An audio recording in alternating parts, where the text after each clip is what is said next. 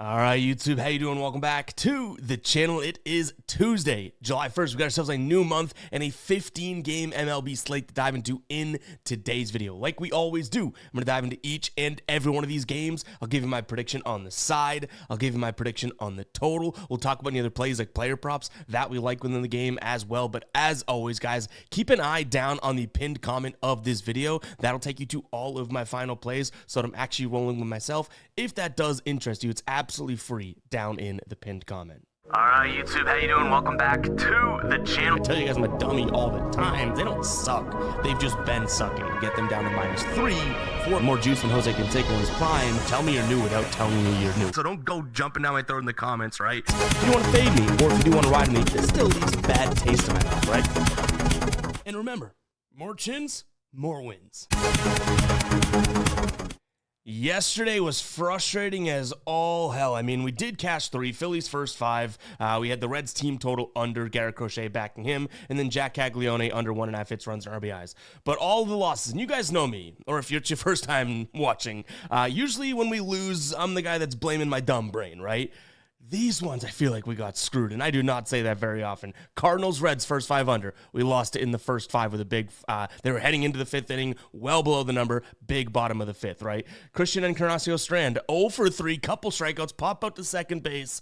Last at bat gets a hit and a run, and then the Yankees money line, they were leading, they blow it, and the Royals Mariners first 5 under, looking real good into the bottom of the 5th, right through 4.5 innings, bottom of the 5th, boom, a big inning. So we'll take the womp womp. It was almost like we were destined to go sour yesterday, the way that those games went. But the good news here, I can take those bullets, right? The good news here is that the ride of the day comes through, pumping some crowd noise for underrated Trey, cashing Trevor Rogers under 2.5 earned runs. That is now 2 ride of the day cashes in a row for Trey, up, I believe, 2.45 units during that stretch. So shout out to him. If you guys do not know what the ride of the day is, it's simple. Use that hashtag ride of the day down in the comments. I jump on board with one person's play each and every day. Give you a shout out in the next video, win or loss. If you win, we keep rolling with your play. Looking forward to seeing what Trey drops today. Play, trade today, that all rhymed. That's a good sign. Let's go ahead and dive into today's slate. Hit that like button. Hit that subscribe button. Let's get rocking here. We got Toronto taking on the Yankees.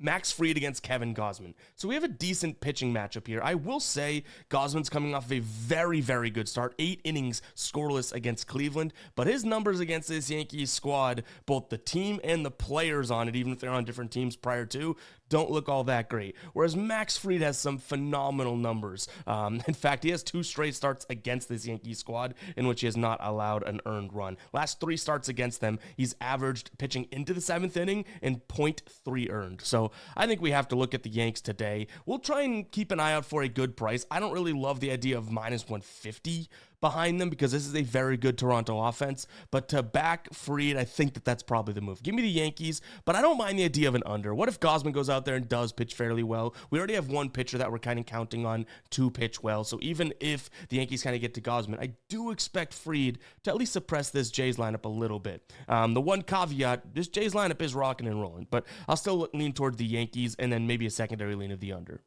All right, Philadelphia taking on San Diego. We have Chris Sanchez on the mound for the Phillies going up against Nick Pivetta. So Pivetta's obviously a good pitcher, but he's been on a little bit of a cold stretch. Now, he is coming off of a scoreless game, 7 innings pitched against Washington, but like, big whoop, Washington, right? The problem is prior to that, he was kind of struggling. Even with that 0 earned run game included, he's still got a 3 flat ERA over his last 5 starts. Chris Sanchez has been looking very, very good. So I think that that's the more trustworthy pitcher. And it obviously looks like this Philadelphia lineup is the more trustworthy lineup with Harper back in it. I do think that we have some rain to consider here, but there is strong wind blowing out. So what I'm going to end up looking at here is potentially a Phillies play, but I do think they're kind of juiced right now, but maybe a team total over for the Phillies. This is a play that came through for us yesterday in terms of that first 5. We backed Zach Wheeler against Waldron. That worked out, right? Don't mind that again today, but ultimately I do think that there could be some runs scored here. Not necessarily from the San Diego side. They struggle against lefties. Chris Sanchez, a lefty. So I think Phillies team total over could be the perfect hybrid between the two. All right, Pittsburgh taking on St. Louis. We got Paul Skeens on the mound for Pittsburgh, going up against Andre Palante here. I think it's going to be a low-scoring one early. I like that first three under 2.5. You are paying a little juice at -145. But that being said, the 4.5 for the under in the first five is at -160. So obviously that's sort of the ratio of margin of runs to innings, and you're getting about 15 cents of value there. So I do like the idea of that. I will say Paul Skeens, we don't necessarily, or shouldn't, I should say, right? Shouldn't have to worry about him. This is St. Louis offense that, we don't know exactly what's going on with them. They have more 0 runs scored in their last 10 games than you'd think, right? I think it's like 3 or 4. Ultimately, though, is Andre Palante going to be primed to go out there and shut this down? That's what we do kind of worry about here. I will say his last, 5 starts here, 4 of the 5 have gone under in the first 3, which is good. Most of those came at home though, so I'm hoping that he can kind of, be good, and maybe this Pittsburgh offense cools down, because this Pittsburgh offense, one of the worst in the league, has now gone 9, 9, 20, and 7. What is that? 37 runs over the last 4 games. That's some big yikes if we're taking unders, but I think it is something that we consider here. But this Pittsburgh team screwed us yesterday, bottom of the 5th, boom, big number, right? We were cruising to a victory there, and it killed us. In terms of a side, I don't mind the idea of Pittsburgh. If you can get a better number behind them, right? Right now it's -165. The offense is very good, but at some point that has to come back down to earth. Like, this is not a very good offense. At least I still believe that. So I don't know if I love the idea of -165 behind them, but I like the idea of backing Paul Skeens at somewhat of a consumable price, right? All right, next game up, we have Miami taking on Minnesota. Eddie Cabrera on the mound going up against Joe Ryan. Joe Ryan has obviously been very, very good. He has a couple slip-ups, but I would say even his slip-ups are like a perfect storm of the team that he's going up against is red hot, and he's going to go, 5, 6, 7 innings of 2 to 3 run baseball. So those aren't bad slip-ups. Eddie Cabrera is where we really have to focus here, and I do think this is a good spot to give him a little bit of credit. I like his pitch mix against his Minnesota team. He is at home, so I'm going to lean to some form of an under. I don't think that he's good enough for this Marlins offense is good enough to back them. They have won, 7 straight right now. At some point that comes back down to earth, I would say, and I don't really want to be on the side of just jumping on the Marlins bandwagon when they end up, getting back in the loss column. So it's a tough one for me, but I am going to lean towards somewhat of an under. Maybe first 3, maybe first 5 backing these starters. I don't necessarily love either bullpen, so it probably would be first 3 or first 5, or we kind of split whatever we'd normally put on it and do a little bit of both there.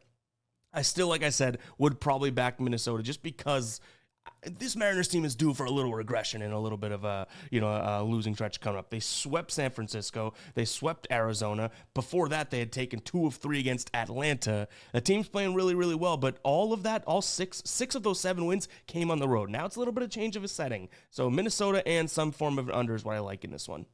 Real quick, guys, before we do move on with the rest of the games, I want to talk to you about Novig. A bunch of you guys have been messaging me and commenting that you have signed up and tried it out. It is awesome how you can beat some of the prices in the market with exchanges like Novig. I have a link down in the description as well as the pinned comment. This thing operates fairly similar, pretty much the same as your normal sports books out there. The thing is, though, it's against peer-to-peer, right? Someone's setting a line, setting a price, you can hop on the other side of it, so you're going to beat these prices that, the normal big conglomerate sports books have 9 times out of 10. I've been rolling with Novig a lot for some of these, money line plays and everything like that. So go ahead and check it out, guys. Again, that link will be down in the description as well as the pinned comment. Think of it as just adding another sports book to your arsenal. That is the way to go. You can odd shop, and again, beat the prices. How many times have I said that while talking about it? Check it out, guys. That link will be down in the description as well as the pinned comment, especially in a sport like MLB where we have 162 games.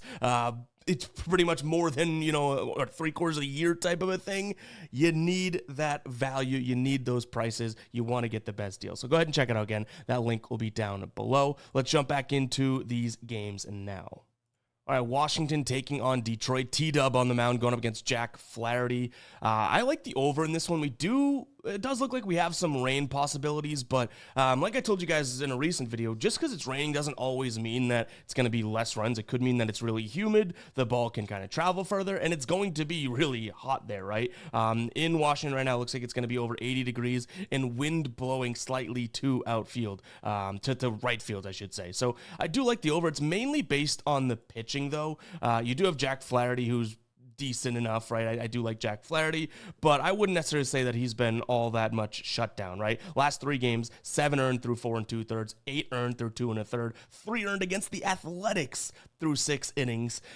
Whereas Washington's Trevor Williams, we kind of know that we'll probably at least get 2 or 3 off of him in the first 5 innings, right? So over is going to be the first thing I take a peek at. I will keep an eye on the weather. That's something that's probably going to be on standby for now for me. In terms of where we go from a side, I don't think you're getting a bad price with Detroit. I wish that Trevor Williams was a lefty because Detroit hits lefties well, but ultimately we are going to get, a decent amount of fastballs from him, and that's a pitch that this Detroit team does hit fairly well. So I'll still lean towards Detroit. I think that they're going to carry most of the workload in terms of that over as well, because this Washington squad, as much as, at times their offense looked good at the beginning of the year, it's been a hit or miss lately, no pun intended. So Detroit in the over is what I'm looking at. In terms of player props here, I almost want to take a peek at some overs like CJ Abrams over 1.5 hits, runs, and RBIs, but his over hits, runs, and RBIs is at like minus 150 right now. You could look at his over and bases, but I was really eyeing the over hits, runs, and RBIs. He's got some really good numbers against Flaherty, 8 plate appearances against, spanning 430 off of him, and his WRC plus against righties this year jumps up to 141, actually beyond 141, and he hits the fastball really well, which is going to be the main pitch. Rarely throwing up player prop overs, but that's one that I like, but he's just been on such a scorched earth pattern, it's really juiced now. Tampa Bay taking on the A's. Yesterday, a 6-4 win for the A's. Drew Rasmussen did not look good. Neither really did Jacob Lopez. Today, we have Jeffrey Springs against Shane Baz. Shane Baz, the better pitcher, but he has struggled at home this year, weirdly enough. This one's going to come down to Tampa Bay having the better offense and the fact that they're going to see fastball, slider, and changeup. You can even see with our dashboard. I'll show you guys how to get access to our dashboard right away after this, but look at this. Fastball, slider, changeup. Fastball number 1 last 30 days, slider number 5, changeup top 10. So I do think this is a decent spot to go ahead and back Tampa Bay, but that price is a little alarming, right? Minus 170. I like them coming off of a loss, so they got that working for them. But ultimately, we'd probably end up, try and find a price that makes more sense, like on Novig, minus 149. Love to see that. So that might be something that we pull out here and actually enter as a final play. If not, I wouldn't be opposed to a first 5 team total over or a full game team total over for the Rays. I think that we can get behind that, but I think money line, as long as we can get that price over on Novig right now, because they're beating the market by 20 cents, I think that that's going to be something that we consider there. But I don't mind the idea of their team total over either. That's for sure. I think that this is going to be a game in which Shane Baz should be okay to kind of hold his own, but realistically, I'm looking for Jeffrey Springs to kind of go out there and have one of those games in which he pitches 5 innings, 3 earned, and then we can get to that bullpen that is really, really bad, that type of a thing. Getting access to our dashboard is super, super simple. I built this thing to help me a couple years ago get all the information I need to be able to make these videos with the knowledge in this brain, right? And now we bring it to you guys over on GuyBostonSports.com, the same site where you'll find our final plays. You can head to the members area, right? Top right of your screen. You click MLB Dashboard. If you're logged in and you already have a subscription, you'll see the dashboard here. It has each and every game broken out in a visual format. You can open this bad boy up and print it out, download it, zoom in, all that good stuff. If you are not logged in, you'll see this. It's going to say, hey, hold up, buddy. You need a subscription, which are very, very cheap. You click on view membership levels. We do have the MLB dashboard for $4.99 a month. If you want the all sports dashboard, meaning you get access to all of our dashboards year round as long as your subscription is active, $6.99 per month. Now, I will say right now, the MLB dashboard is the only one that is available because it's the only thing that we have made. But whatever you get in at for a price, you stay at that price. So that's why we leave this open. When football season rolls around, this will most likely up to a different price, right? Because I think we're building a really cool NFL dashboard. But if you get in at $6.99, you'll stay at that price. So that's pretty much the advantage there. But GuyBostonSports.com, members area, consider becoming a member today. Go ahead and check it out. Boston taking on Cincinnati. Yesterday was a very, very high-scoring game. The Red Sox did pull it out, and I'm glad we had the Cincinnati Reds team total under in the first 3, because after that, it was like Garrett Crochet was flatlining them. We get to the 4th inning, boom, everybody just started scoring. This game was 13-6 yesterday. I do not think, and I feel bad for Chase Burns there, is making his second start. Yikes. I don't think that the Red Sox do what they did yesterday in terms of scoring that many runs. They're not going up against a lefty again. They're going up against Brady Singer. Now, Brady Singer honestly should be okay against this squad, but even his numbers in terms of facing the guys on this current roster, not all that great. 42 plate appearances against, 293 average against, but an expected at 317 in terms of average. Woba at 313, expected 342. So I don't love that. My concern here is Richard Fitz on the other side of things going to be able to keep his team in this? That's where I worry. He isn't necessarily this white knight in shining armor that's going to save us, but he has had some really good starts this year. Right now, he hasn't faced anybody on Cincinnati or Cincinnati in general, so I do worry there. I almost want to just take a peek at an under. Is that a little crazy? Is it worthy of the psycho alert alarm after 1 million runs were scored yesterday, 19, that we like the under 10 today? I think that's what we're going to look at, but it is really, really run scoring weather in Boston today. It's humid. There's wind blowing directly out, mid 80s. I think it's like a 10-mile-an-hour wind too. So it is probably crazy to take that under. I'm going to lean towards the Red Sox though. I think that their offense may be starting to show a little bit of a life here. That might be a homer pick, but I don't necessarily love the idea of backing Brady Singer, especially his pitch mix, right? Slider and sinker. We should be able to, as the Red Sox, see them hit, decently. But I will say, again, Brady Singer's not a lefty. Red Sox have been crushing lefties like we saw, some of the bullpen arms yesterday. I don't necessarily want to sit here and say that, the Red Sox are going to score 13 again. So if you like the Reds, I'm probably not trying to talk you off of it. I might just be looking at the Sox today. Mets taking on Milwaukee. This seems like it could be a fairly interesting one, right? We have Milwaukee, who's won 8 of their last 10. They've looked okay. They took 2 of 3 against Colorado. The Mets just got swept by Pittsburgh. But on the mound, we have Freddie Peralta, who his last couple starts haven't been all that phenomenal. Nothing too crazily bad, though. He's going up against Clay Holmes, who's actually been pretty damn good. And, I kind of like him in this spot against the guys on the current Milwaukee team. He's got decent numbers there, as does Freddie Peralta. But the biggest thing that I want to call out here is if we do take a peek at, the Mets side of things on our dashboard, sinker and slider. Okay, well, the Milwaukee does hit the slider fairly well. I give you that. But how about the sinker?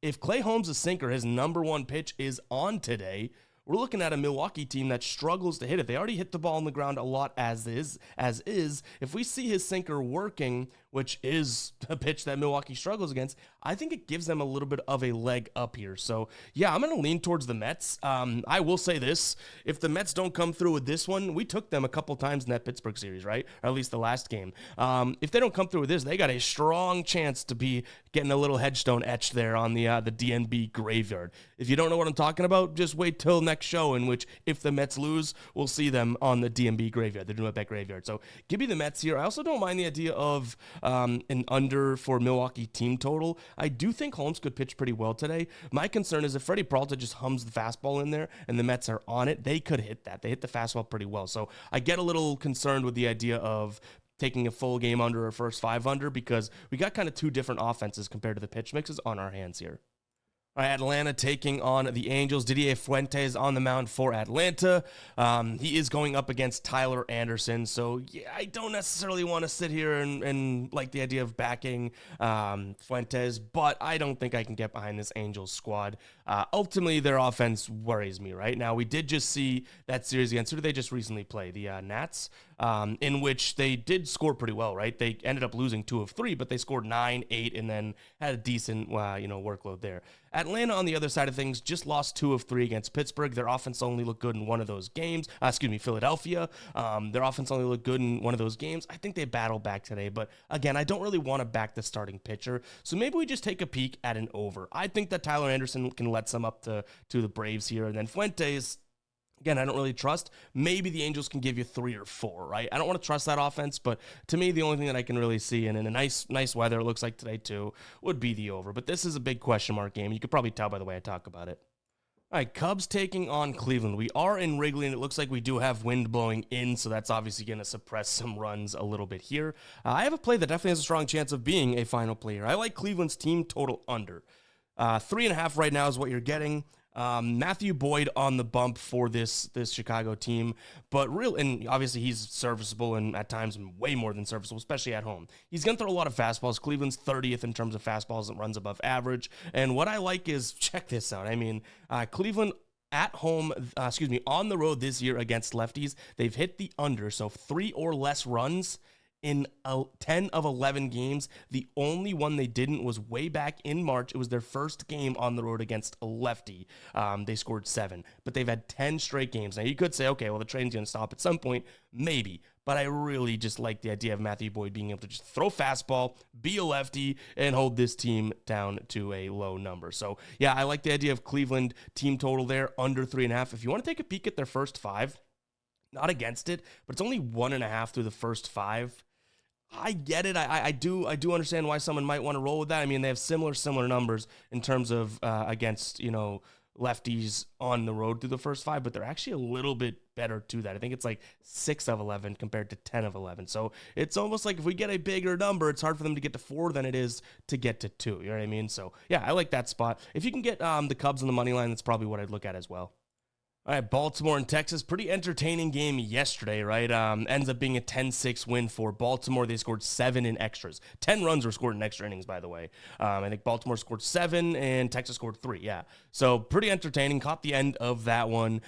In terms of today, I don't know exactly where we go. I do think this is another sort of question mark. Texas is way too, their offense to me is too inconsistent to be taking them at minus 200 or beyond. But it is Jacob deGrom against Brandon Young, so it makes a little bit of sense, right? I almost like the idea of an Orioles team total under, perhaps. But again, can we just fully put our trust over in deGrom? I mean, he's very, very good. But this Baltimore team seems like they're starting to hit, right? So if we do team total under, that's good, because then we're just focusing on, deGrom.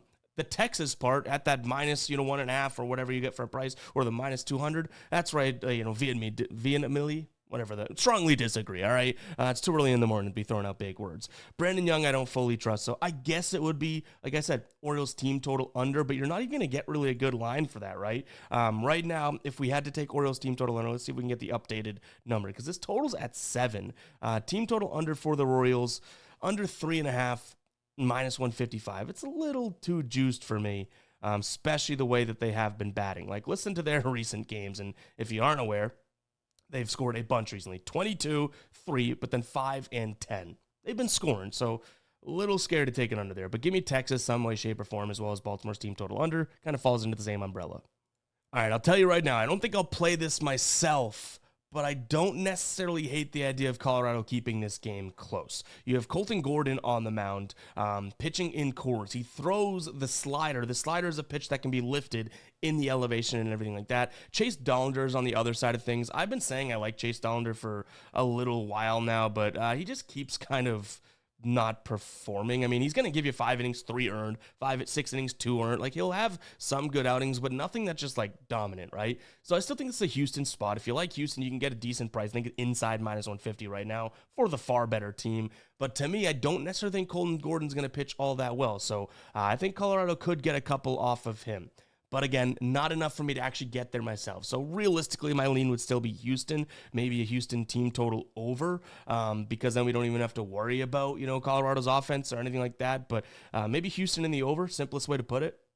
Arizona taking on the Giants. We had Birdsong against Zach Gallen.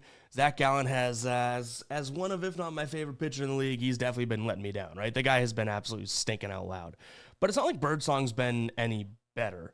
The one thing that I will say, and if we toss it over to the dashboard here, you can see fastball, main pitch for each of these guys, 16th and 17th, so not all that tremendous, We do have some of the bigger names in the lineup good against the fastball and Arizona side of things, so that's good. Then go to the knuckle curve for Gallen, okay, 18th, and then the slider, okay, 17th. So I don't think either one of these offenses is all that primed to go out there and do really, really well, and both of these guys are better against righties than lefties, and there's a lot of righties in the lineup for both. Now there are a decent amount of lefties in that San Fran lineup and some switches in the Arizona lineup, so I do think that the lefties could have some success there. I'm not trying to say that this is an under type of a game. I'm trying to say that we could see at time nothing fully foolproof or consistent. We could see Birdsong and Gallen both look good at times, but we could see the offenses look good at times as well. So what this comes down to for me is just going to pick the more consistent offense, because if I think there's going to be little spurts of good offense, you got to look at the better offense. And I think that is Arizona. So I'll look at Arizona on the money line here. Do I like them for the price that they're at right now, minus 140? Not all that sure. I mean, they won yesterday 4-2, but their bullpen does worry me a little bit. They were okay yesterday, but that would be my concern. Maybe we take a peek at a first five or just a first five team total, because then we don't need to even worry about, Zach Gallen. I hate saying that, but man, oh man, has he been someone that, you can't fully trust. So maybe we look at their first 5 innings team total if we can get it at like over 2.5 for a decent price tag, or just their team total on the day. I think that they'll have a decent chance to get to, 4 or 5 runs, depending on what we get it at. All right, Seattle taking on Kansas City. Lorenzen on the mound going up against Emerson Hancock. I would say that there is and it's kind of crazy to say, pitching advantage on the Royals side of things. I do like Lorenzen more than Hancock in terms of blow up. Like Lorenzen, this is so weird. Lorenzen will be kind of consistently, not so great. But Emerson Hancock can literally go out there and just pitch 2 innings of like 8 earned runs, right? He has been a little bit better lately. So if you like Seattle today, sure. I do understand it. I get it. But I think the consistency is really what's put me over the top here for Kansas City. I just wish that their offense was there, right? They lost yesterday 6-2. In terms of their recent games, 2-1-9. Okay, they scored against the Dodgers 4-0-0, 1-2-1. That's their last 9. So it's not all that consistent. For the price, I'll lean Kansas City. I don't know if we fully get there ourselves, though. And this strikes me as a game that is pretty close to that 8.5. Like what I keep telling you guys, four runs for the away team, 4 runs for the home team. Someone's got to win it in extra innings, right? So I think this is a slight lean to the over.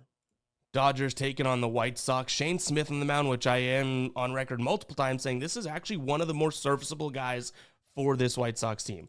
The problem is it's the Dodgers on the other side of things. So are we really crazy enough to back Shane Smith? I don't think so. I was thinking about a first 5 under. Yamamoto has never faced anybody on this White Sox team. Shane Smith has never faced anybody on this Dodgers team. So 2 guys that, it's going to be, we're going to see for the first time here. So I kind of almost wanted to. In fact, if we want to get crazy, we might look at a first 3 under. That way we just have these guys through the first 3 innings. But that is really me, I guess, glazing Shane Smith, because it would make sense if we came in here and it's like, oh yeah, well, the Dodgers just tagged him up, right? So hopefully that isn't the case, I will say. But to me, that's the only thing that we'd look at here. Maybe trusting Shane Smith for 3 innings as a decent pitcher, and Yamamoto's on the other side of things. We didn't even talk about him much. He should be able to shut this squad down. So yeah, first 3 under.